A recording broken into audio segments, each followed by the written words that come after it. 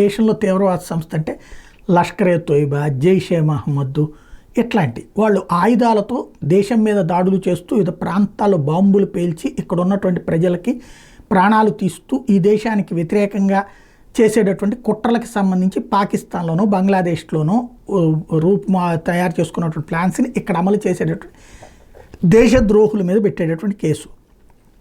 కానీ అదే బంగ్లాదేశ్లో ఏంటో తెలుసా, దేశద్రోహం అంటే అన్నం పెట్టేటటువంటి వాళ్ళు, పూజలు చేసుకునేటటువంటి వాళ్ళు, తమ సంస్కృతిని తాము పరిరక్షించుకునే వాళ్ళు అక్కడ దేశద్రోహులు. ఇస్కాన్ అనేటువంటి సంస్థ అక్కడ ఏం చేస్తుంది, విద్య నేర్పుతుంది, అలాగే అక్కడ ఉన్న భోజనాలు పెడుతుంది, ఫ్రీగా పెడుతుంది, అట్లాగే ఇళ్ళు కట్టించిస్తుంటుంది. అట్లాంటి సంస్థ మీదన ఇప్పుడు బ్యాన్ పెట్టడంతో పాటుగా తీవ్రవాద సంస్థ కింద ముద్ర వేసే ప్రయత్నం. ఇప్పుడు మరి అక్కడ ఏం చేయాలి, బంగ్లాదేశ్లో బతకాలంటే మతం మారాలి, లేదు అనుకుంటే కనుక వాళ్ళు ఈ దేశానికి రావాలి. మరి అంతమంది కోట్ల మంది వస్తే మనం వాళ్ళకి అకామిడేట్ చేయగలమా? ఇదే అసలు పాయింట్.